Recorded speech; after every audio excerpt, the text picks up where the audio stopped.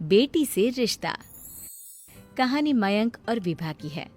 मयंक एक अच्छी नौकरी करता था, लेकिन विभा की जाति का ना होने के कारण विभा के माता पिता शादी के लिए नहीं मानते हैं। पर जब दोनों अपनी मर्जी से शादी कर लेते हैं तो क्या है विभा, 6 साल हो गए हैं शादी को, लेकिन एक दिन नहीं गया कि तुम माँ पापा को याद कर परेशान नहीं होती। मैं कितनी कोशिश करता हूँ कि तुम सब भूल जाओ। कोई नहीं भूल पाता है मयंक। माँ पापा को कोई कैसे भूल सकता है। तभी सास का फोन आता है। मान लो विभा से बात कर लो, आज उसे अपनी माँ की बहुत याद आ रही है। बेटा विभा, मैं आ जाऊं? हम दोनों चलेंगे तेरे माँ पापा के पास। बोलो। ना माँ जी, वो आप लोगों को कुछ बोलेंगे तो मुझे और भी बुरा लगेगा।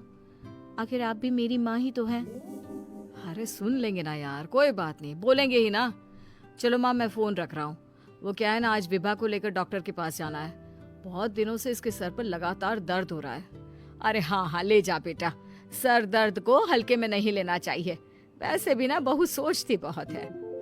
मयंक माँ का फोन रख देता है और दोनों कार से अस्पताल जाते हैं। लेकिन जैसे ही वो लोग अस्पताल जाते हैं, विभा को स्ट्रेचर में नर्स उसकी माँ को लेकर जा रही दिखती है।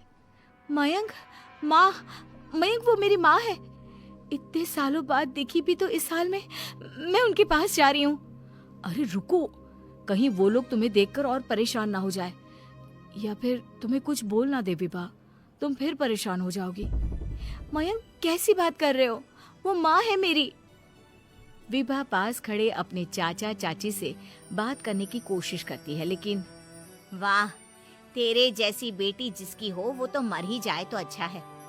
वैसे पार्क में पैर फिसला है तेरी माँ का, रीढ़ की हड्डी टूटी है। रिद्धि को चाची की बात का बिल्कुल बुरा नहीं लगता। शायद वो सुन ही नहीं रही थी कि चाची क्या कह रही थी। वो सीधे माँ के कमरे में जाती है। कौन है आप? ये मेरी माँ है, मेरा नाम रिद्धि। रिद्धि नाम है ना आपका? दर्द में भी ये आपका ही नाम ले रही थी। हाँ, ये सुनते ही रिद्धि का कलेजा मुंह में आ जाता है। ये वही माँ है जिसने कड़े शब्दों में ये कह दिया था कि अब तेरा मेरा रिश्ता खत्म। फिर रिद्धि का पति मयंक भी वहां आ जाता है। सामने खड़े होते हैं रिद्धि के पिता। पापा, क्या हुआ माँ को? वो पार्क में गिर पड़ी, रीढ़ की हड्डी में चोट आई है। रिद्धि पिता की तरफ देखती है, लेकिन पिता मुंह फेर लेते हैं। पता है मयंक, माँ दर्द में मेरा नाम ले रही थी। मेरी माँ मुझे याद कर रही थी मयंक। मैं माँ को कुछ नहीं होने दूंगी, देख लेना। हाँ रिद्धि, हम मिलकर माँ का ख्याल रखेंगे, उन्हें फिर से खड़ा कर देंगे। लेकिन भैया कहाँ है? रिद्धि पिता के सामने जाकर खड़ी हो जाती है। पापा, भैया कहाँ है? वो अमेरिका में है, वो नहीं आ पाएगा। रिद्धि फिर माँ की ओर ध्यान कर लेती है। उस पूरी रात रिद्धि माँ को देखती खड़ी रहती है। पिता मन ही मन सोचते हैं, जब इतना ही प्यार था तो क्यों चली गई किसी एक अजनबी के लिए हम सभी को छोड़कर। तभी डॉक्टर बाहर आते हैं। आपकी वाइफ को होश आ गया है, क्या मैं उनसे मिल सकता हूँ? जी नहीं, वो बार बार अपनी बेटी का नाम ले रही है। रिद्धि बेटा, तुम अंदर चली जाओ। माँ रिद्धि को देखकर रोने लगती है। बेटा, माँ के गले लग जा। मैंने तो सोचा था तेरा चेहरा देखे बिना ही मर जाऊंगी। ऐसे कैसे?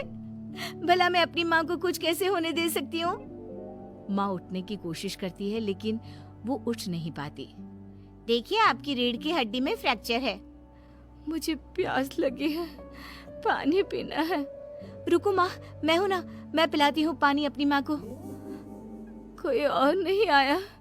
तेरे चाची चाचा आए थे माँ, पर शायद मुझे देखकर चले गए। जाने दे, इस वक्त भी पुरानी रंजिश देख रहे हैं।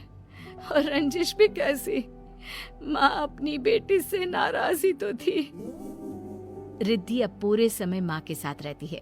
उनके हर काम को करने में उनका सहारा बनती है।